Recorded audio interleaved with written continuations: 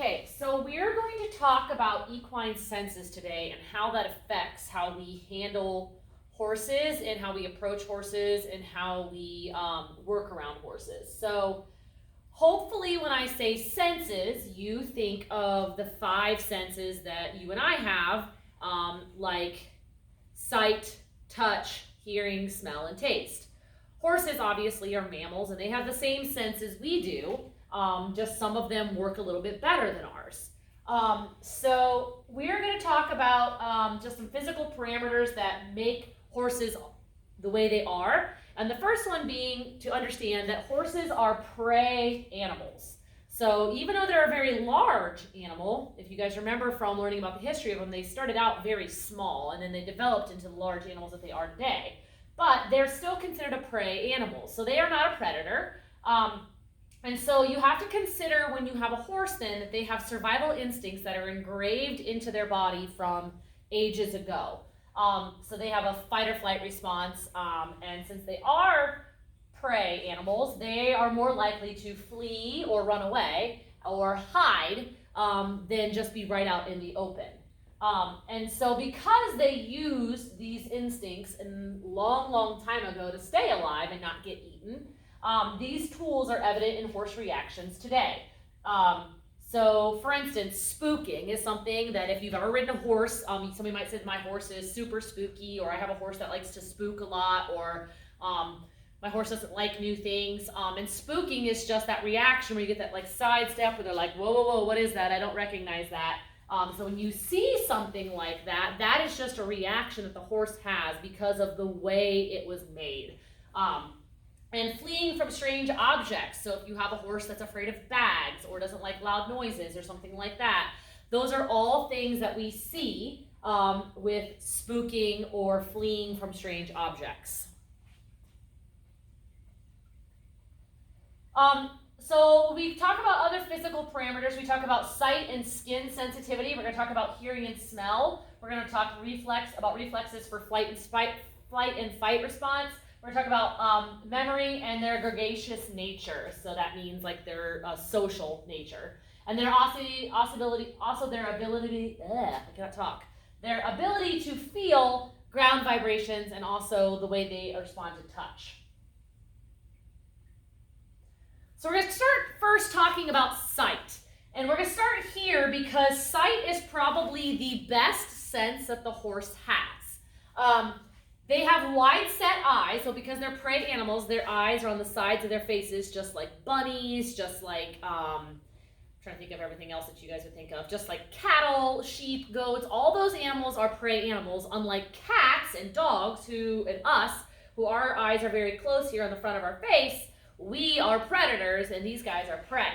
And interesting enough, the equine has the largest orb found on any land mammal, so that's kind of cool. And they have both monocular and binocular vision. So monocular meaning one eye and binocular meaning using both eyes. And we're going to think about that because of the positioning of the eyes in the horse. When you think about the eyes of a horse, they have one on each side of their head. So they have monocular for either eye, and then they have binocular where they can see both in front. So they have the ability to switch between using monocular vision and binocular vision. So they can go back and forth. So they can use just one eye, or they can use both eyes, or they can use both eyes to focus on something depending on where it's at. So monocular vision was developed over time to protect animals from predators. So not just horses, but any type of prey animal in general. It allows them to see danger from either side without turning their head. So think about deer, if any of you deer hunt. So deer can see all around them. So they can see almost 360 degrees. And so roughly 270 degrees of a horse's eyesight is monocular. So if you look at this picture here, they have monocular vision here from this eye and monocular vision here from that eye. And they have marginal sight right back here, and then directly behind them they cannot see. But then they have binocular vision in front of them where they can use both eyes, but directly in front of their face they cannot see. We have binocular vision then, which is used to judge distance. So how close am I to something? So that's our binocular vision. And their binocular vision is typically not as good as their monocular vision. And some more horses have better binocular vision than others, and that just depends on how close their eyes are together. So if you think about it, some of your horses that maybe are a little quicker, if you measured the distance between their eyes might actually be just slightly closer, and that's just going to give them a wider binocular vision up here. And that's just going to depend on breed and genetics and things like that. I mean, it's not necessarily a specific breed, but just that particular horse's genetics. We also can train our horses to use their binocular vision better. For instance, roping horses following cattle. So they're going to use that binocular vision to actually follow that cattle. Or if you have a horse that is a cutting horse, so that means like they're following the cow's movements and trying to get that cow away from the herd or that steer, they're going to use their binocular vision better to judge the distance between them and that animal, and then to move with that animal or move the direction they need to move. Barrel or pull horses, so those barrel horses are trained to judge the distance to that barrel. So how close can they get to that barrel without tipping it over? How quickly can they move around that pole? And you'll actually see most arenas, if they have, they try not to have white at the end of the arena where the barrels are, or the barrels will have them colored if they are going to be white at the end of the arena, and that's so that the horse can judge the distance. If you have a white pole against a white door, the horse has a hard time judging the distance of that pole, and sometimes they'll miss it. Same thing with the barrels if they're white and you have white walls. Usually the arena dirt is brown, so they can see that, but if you had everything was white, it would be hard for the horse to judge the distance, and so that's why we like that color, because the horses do see color. And then jumping horses, when they're approaching the fence, the fences are usually white, but sometimes they're rung in tape, but it's the same thing. The horse can judge how close am I to that jump, so that way they're not leaving from way back here and missing the jump. They get close enough and then they leave from here to get over that fence to make sure that they're going to land on the other side and not miss. So because of the way the horse's eyes are positioned on either side of their head, they do have small blind spots. So we have our left eye monocular vision here and our right eye monocular vision here. And then we have our binocular vision, but right in front of their face and then directly behind them, they can see a little bit here, but directly behind them, they're going to have a blind spot. And they literally cannot see. So if they need to, they might have to raise and lower their head to see those blind spots, or turn their head to see directly behind them. So that's one of the reasons we never ever approach a horse from directly behind.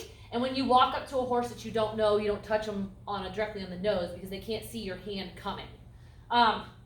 So when we have a horse that's trying to use their binocular vision or see far away, they might need to raise and lower their head to focus on what that is and try to judge distance. Also, if they're trying to use their binocular vision, so if they're trying to use both eyes, you'll see them sometimes do this when they're looking at something. So for instance, those of you that deer hunt, deer are the same way. When you're sitting in the tree stand and the deer happens to notice you, you may see this thing going on. And what they're trying to do, some people say they're trying to get you to move. No, what they're trying to do is use their binocular vision to see how far away you are and try to figure out what that object is that they don't know. So they may turn to the side and then look back and turn to the side and look back. People are like, oh, they're trying to trick you into moving. No, they're using their eyeballs to look at you with one eye and decide, is that something I should be worried about? And then look at you with both eyes, and then they'll do this and raise and lower that head to judge the distance of that object and see if it's something they should be worried about. If you are closer than 4 feet, the horses cannot use their binocular vision. 4 feet is too close for them to use both eyes. So that's something to keep in mind if you're trying to teach your horse something. So keeping all of those things in mind that we just learned about sight, we want to make sure that we do some things with this. So we never approach a horse and touch them directly on the nose, especially if it's a horse that we don't know. If it's a horse that you do know, sometimes, yes, you can put that hand up and offer that out, and that horse may come to you and put their face into your hands, but that's because the horse trusts you and it's a greeting. Horses will touch nose to nose when they're greeting each other, so it's just a greeting behavior. But when you're approaching a horse, you don't want to approach them like this. You can reach your hand out and let them bring their face to you, but you don't want to come up and touch them on the nose. Sometimes you'll get this reaction where they kind of get away from you, and it's because you startled them, they weren't expecting that touch. You can touch them up here because they can kind of see that hand coming, so you can touch them in between the eyes. But the safest place to touch a horse upon approach is the side of the neck. They can see your hand coming, they can see you touch the side of their neck, and that's a safe place to pet. That's a happy, good spot. If a horse is spooked by something, so if you have a horse that's afraid of something and you're maybe leading a horse and they're scared of something that's on the ground, don't pull their head down to it and don't like choke up on that lead rope and not allow them to move their head. Let that horse move its head up and down, figure out what that object is, and give them some time to adjust their eyes and figure out what it is, and then you can ask them to approach the object. Roughly, just like I said before, roughly 270 degrees of a horse's sight is monocular, and that means that the horse's brain is receiving two images at once, one from the right eye and one from the left eye. And so we want to make sure that we give them time to focus on an object and we don't disturb them while they're focusing on that object. Let them look, let them decide if it's a problem, and let them react normally. Now, most of the time we want to work with horses from the left, so we lead from the left. We usually, when we're mounting the horse, we mount from the left. We almost always work from the left of the horse. We start on the left, things like that. That's pretty common when handling most animals. But it is very important to work from both sides, so that way the horse gets used to having you on the left side and the right side, and they're used to that movement with that eye. So if they're only used to having you work on the left side and that monocular vision and you go over on the right, that's really going to mess with them. So it's really important that you guys work with your horse from both the left and the right side. And then, of course, we never approach a horse directly from behind like this picture's showing, even if it's a horse you're familiar with, because they can obviously kick. That's where the weapons of mass destruction are, is down there. And then also, they can't see you behind them approaching, and they may spook and then obviously hurt you unintentionally. So it's best, even if you have to approach a horse from behind, you need to talk to them. So saying, hey, how's it going, buddy? What are you doing today? And a lot of times you're going to get this response. They're going to turn and look at you and be like, oh, who's behind me? So at least when you're approaching, you're making noise, and they have a second to turn and focus on you. And most of the time, most horses will turn and give you their attention if you're approaching them from behind.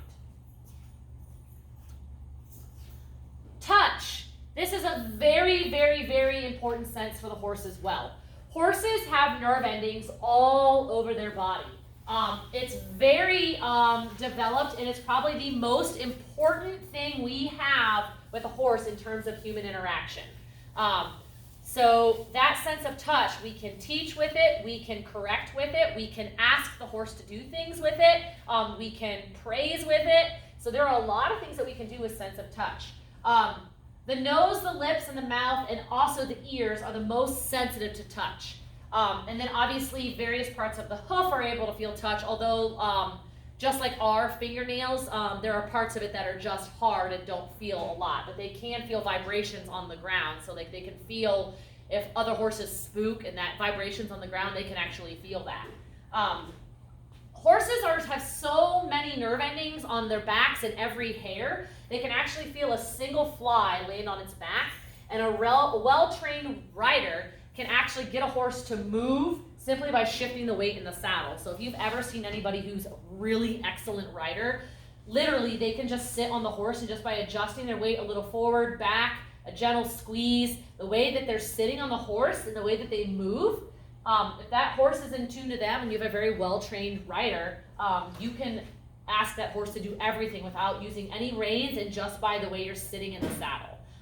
It's something that anybody that has a horse that they've been riding for a long time, they should be able to, it's pretty interesting to see people stop their horse without asking their horse to stop, either verbally or with the reins. It's pretty cool. Usually you can see them, they'll sit back real deep in the saddle, or if they're riding bareback, they'll sit real deep back, and that leaning back, the horse will like stop, and it's really neat to see.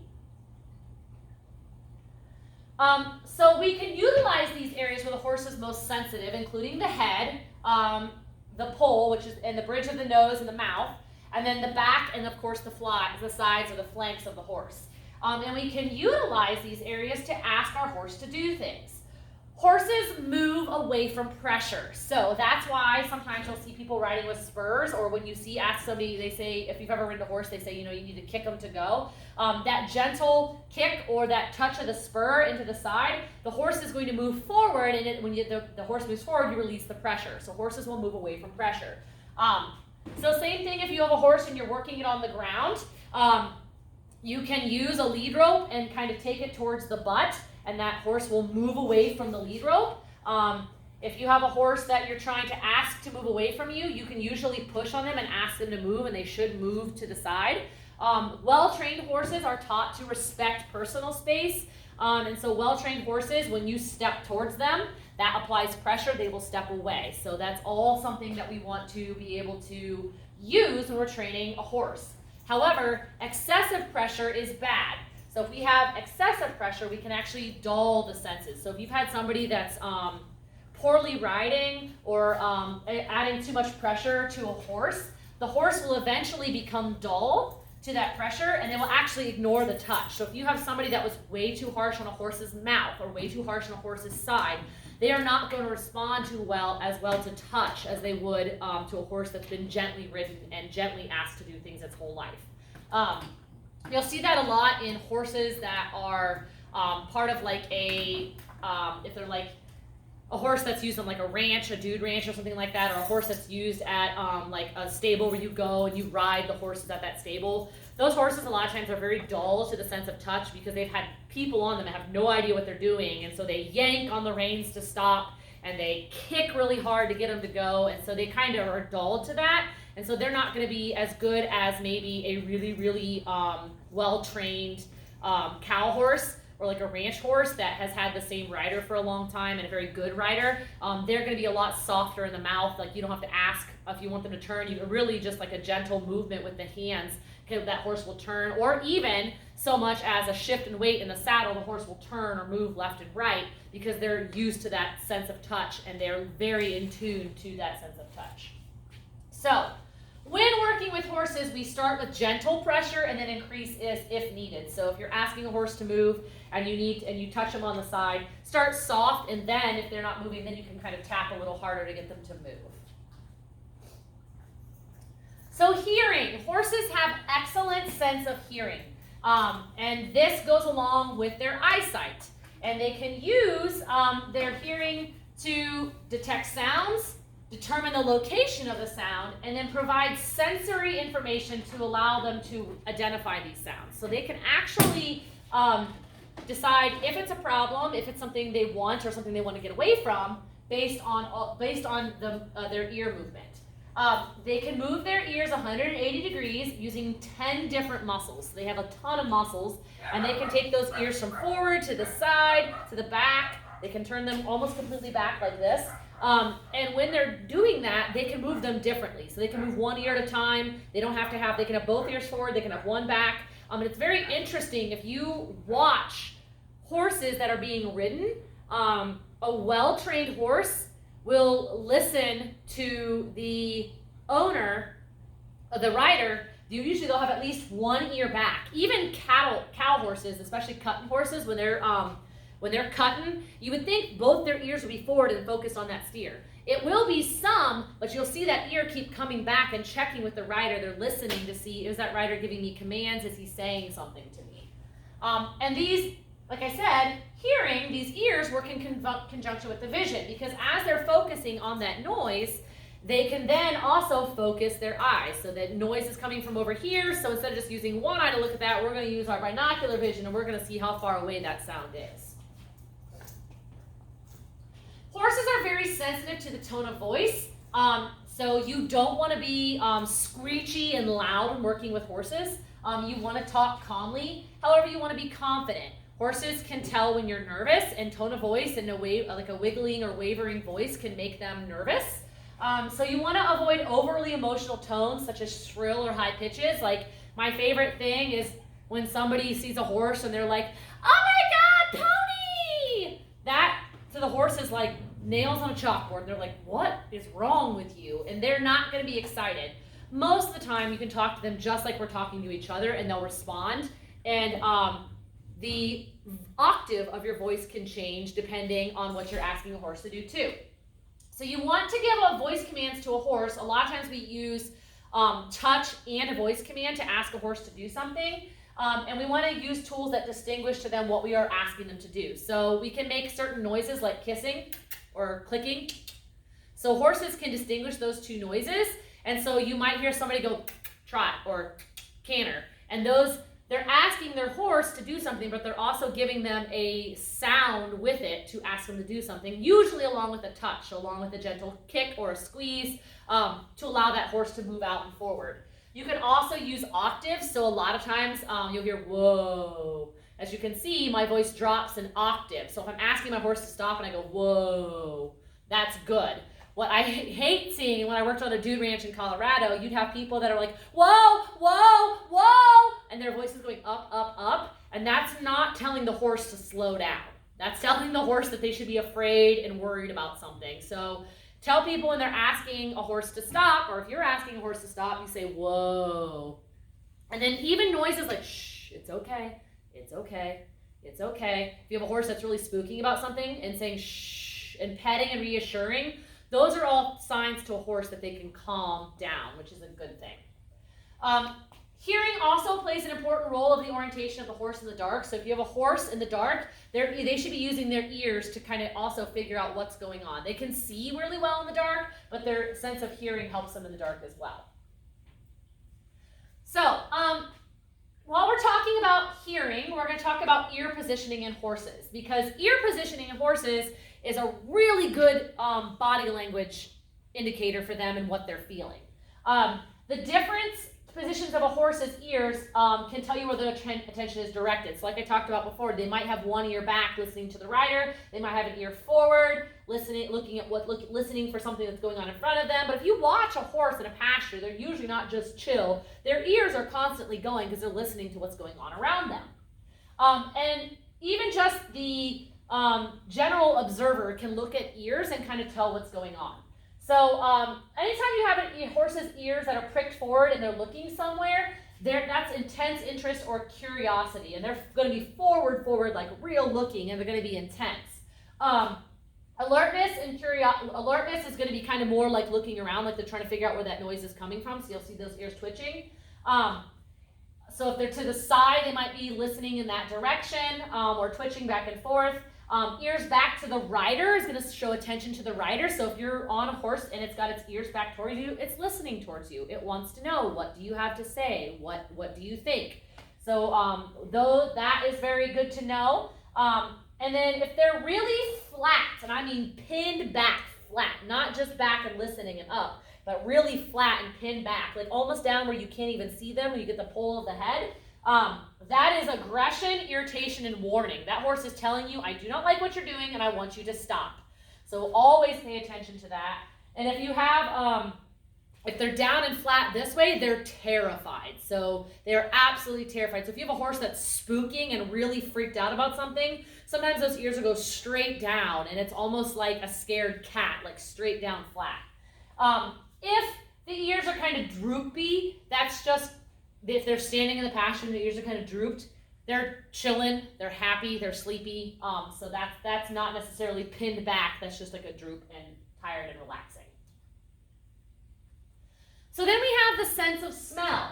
A horse's range of smell is actually much better than ours, but it's not near as good as what it is in dogs.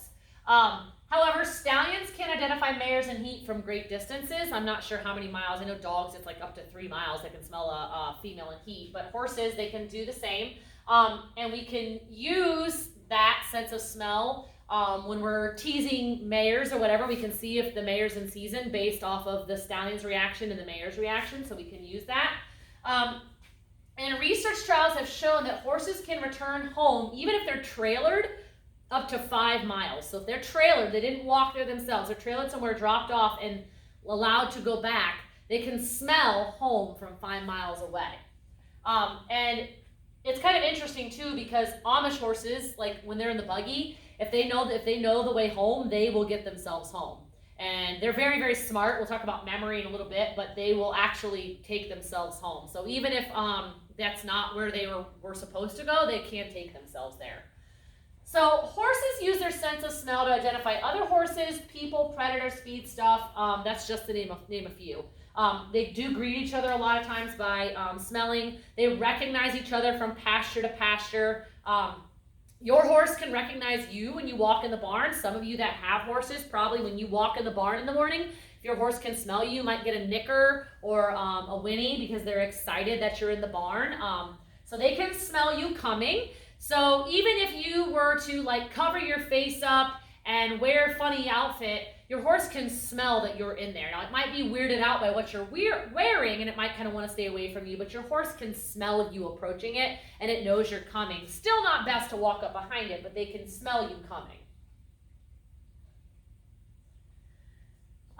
If you have a horse that smells something they really want to get a better grasp on, you'll see what's called a flame-in response. And so that's where they stick that lip up in the air and you'll see them maybe shake their head. And what they're trying to do is there's olfactory glands underneath that lip. Stallions will do that when they're looking at mares in heat. And they're trying to smell better. So they're adding that sense of smell, that olfactory glands underneath their lip to their sense of smell to get a better idea of what they're smelling. So you'll see that sometime. That flame-in response is a good thing to know. Sometimes they'll do that even after they've tasted something funny or something they don't like. You'll see them do that. It's kind of the same thing as us going, ew, so just kind of that response. But they do that when they're trying to smell something that they're not sure what it is. Horses can identify medicine, even in feedstuffs that we've masked. They can sometimes smell it. So sometimes if you have a really smart horse and you put like a powder butte into their feed, they won't eat it because they can smell it. You can try to mask it with like molasses or something that has like a strong odor, but they sometimes can still smell it and then they'll stop eating that treat. And some horses may have a seemingly irrational fear of some smells, such as strong odors associated with predators or bad experiences. So horses can smell bears and mountain lions before they approach. So if you're out west and you're riding out west or you have a horse out west, they can smell that and they may get nervous or agitated when those things are near, and that's very normal. Or if they've had a bad experience and they smell a certain person they've had a bad experience with, or a certain piece of tack that they've had a bad experience with, they will actually react to that smell just as if it was actually in front of them. So that's just something to keep in mind. If maybe you have a horse that you're working with and it's absolutely terrified of leather for whatever reason, that sense that they have can make them react different than maybe a nylon halter instead of a leather halter or something. In the wild, horse's sense of taste can help distinguish it between poisonous plants and non-poisonous plants, which is pretty cool. Some people are like, oh, you need to pull all of the milkweed out of your pasture so your horse doesn't eat it because milkweed's very, very poisonous. No, horses don't like milkweed. They know that it's poisonous. They can smell it, and they'll avoid poisonous plants. Most of the time, cattle are the same way. Goats and sheep, most of the time animals will avoid things that are poisonous. You usually don't have to pull the things out of the pasture. They know it's poisonous and they'll avoid it. This has some conjunction with smell, so they can kind of smell the poisonous plants. They give off a bad odor and they don't like them. And this isn't just in domesticated horses, it's in wild as well. Horses prefer sweet and salty. Most of us do too, right? Some of us prefer candy, some of us prefer salty flavors like pretzels. And some of us like them together if you want to see what like Frosties and French fries, right? But sometimes we can use the fact that they like sweet and salty tastes to mask medicine. So I talked about this earlier. You can dump molasses over crushed medicine to entice them to eat. However, eventually they may refuse that taste even as a treat. So if maybe you use molasses to hide something in and then you offer them a molasses flavored treat, they may no longer eat it because the last time they ate it, it tasted funny and there was medicine in it.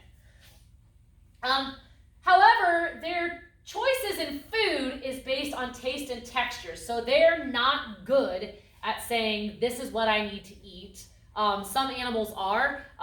You'll have animals that look for certain things to eat based off of what their body needs. Horses are not one of those. They have no idea about what minerals their body needs or nutrient content, so we have to decide that for them when feeding them.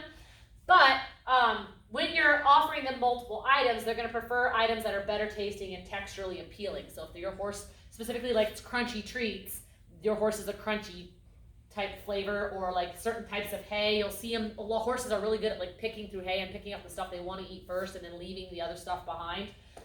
It's not any different than us as humans. Some of us prefer candy bars. I mean, if you have a 3-year-old and you lay all of the things out on a table unwrapped and let them taste it, they're not going to eat the green beans most likely. They're probably going to eat the candy because they like the sweet tasting stuff better. Even if they don't know the difference, they're going to pick something they like that tastes better and is more texturally appealing to them, whether it has nutritional value or not. So horses are like small children in a way. Actually, in a lot of ways, horses are like small children. So that's pretty much our 5 senses. And now we're just going to talk about the fight or flight response and talking about memory and things like that. So horses have a fight or flight reflex just like every animal on the planet. However, they're more likely to pick flight. They have quick reflexes and they're quick to panic. And this is due to the genetics and the nature of the animal. They are, again, a prey animal, so they're more likely going to flee from something than hang out and see what's going on. The biggest thing to be concerned about is horses will panic into flight without any thought of what the consequences of that might be. Younger horses especially, and they will run you over to get out of the way from something they don't want to be near. So horses will literally push you over. They do not care. This is why we see horses sometimes that get impaled by objects or run into fence posts. They get frightened by something, and it doesn't matter that there's a giant stick sticking out of the ground over there. I want to get away from the thing that's over here, and I don't care what's over here. And they may fly into that, and that's where you get impaled on a fence post or something like that.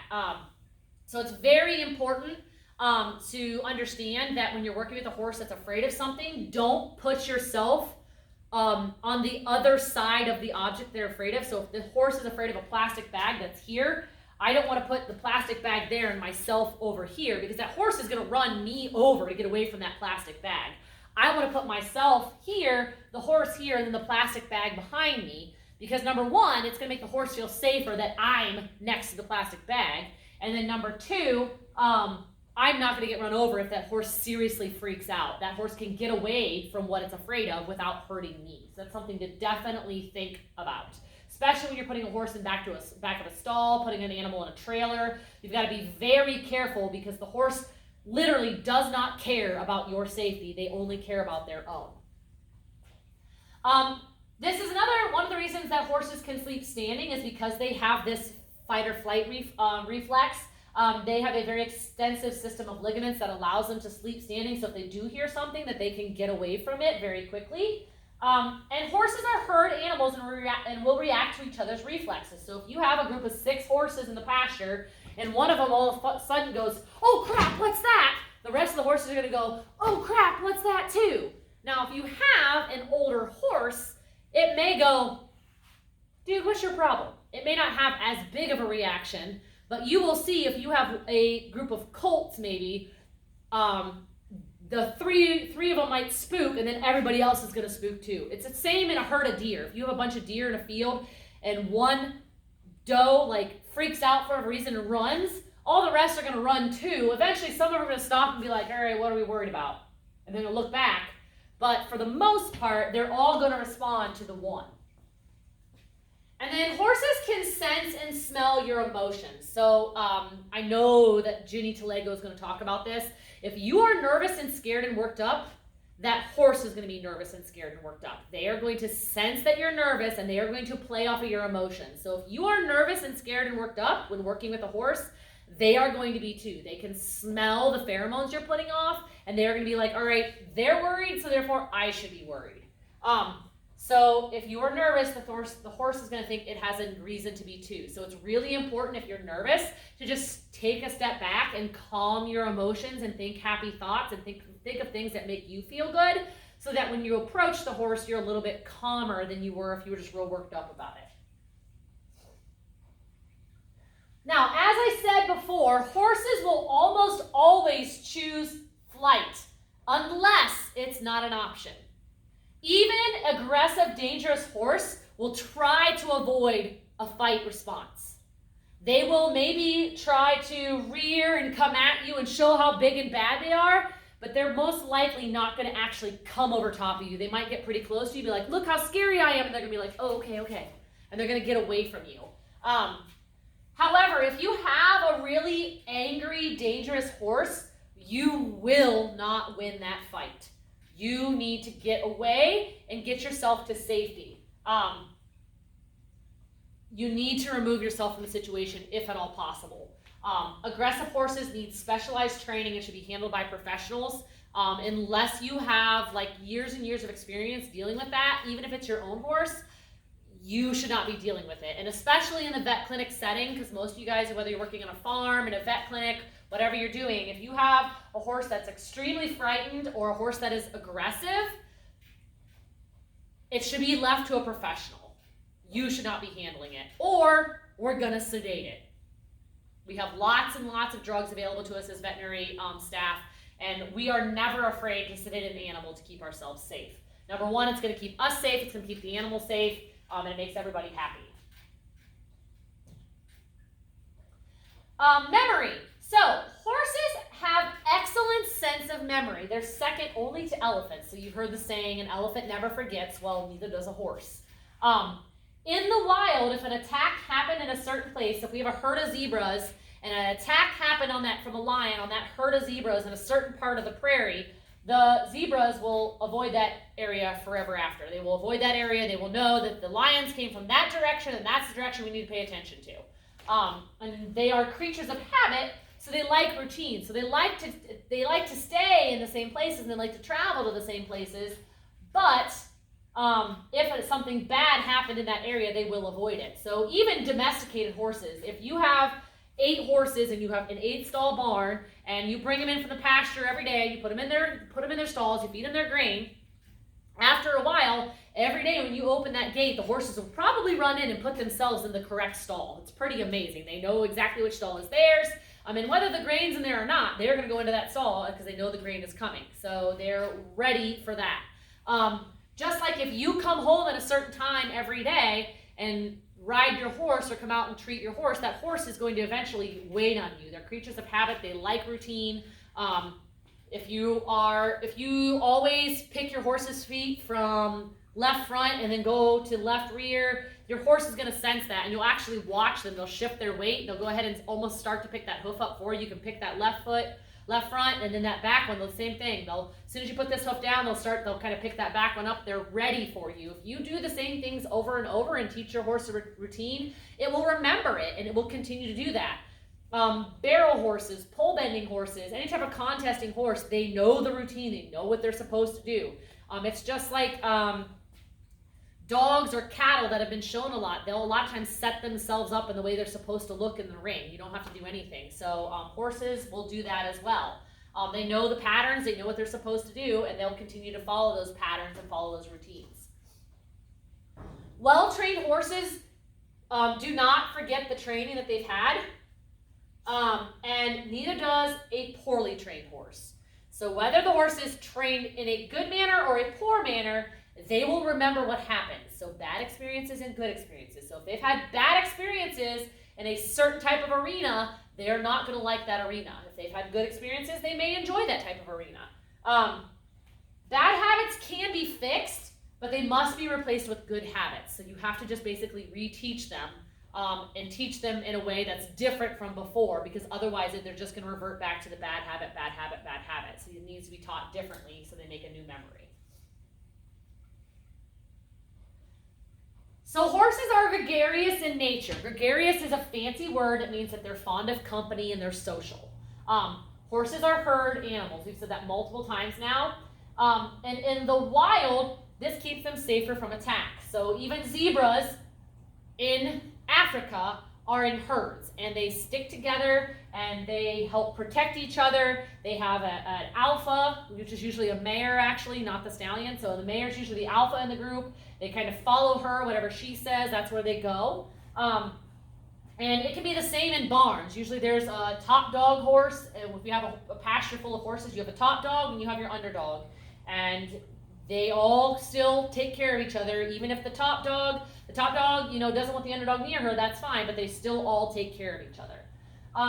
And understanding that horses are gregarious is a way that we can use to train them. So if you remember the video we watched, the cowboy that was training the very green horse was using his horse that was already well broke to give the scared, afraid horse confidence.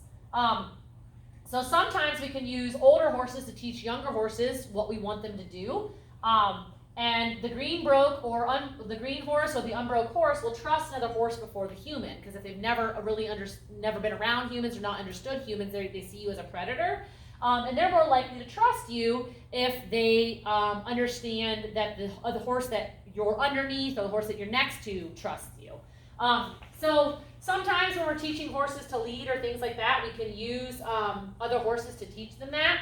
Or we can teach another horse about to get on a trailer, or to even do something like go someplace that they're afraid of. So if they're afraid to cross a creek, sometimes if you get one horse that's already crossed the creek to cross it, the other horse will follow, because it's going to see that other horse do it. It's going to oh, well, if they're doing it, I can do it too. So just keep things in mind like of this when you're working with horses, because you can use these things in understanding the senses of a horse and the nature of the horse to your advantage. So if you have a horse that you're trying to work with a veterinarian and it's really afraid of something, you can use another horse that maybe is not afraid of it to teach that horse that it's okay. If you have a horse that maybe doesn't want to trot and you need that horse to trot for some type of an exam and you can't get them to trot or canter, you can use maybe another horse and they're more likely to follow that horse. So just keep things in mind like this, and it will help you in your horse handling.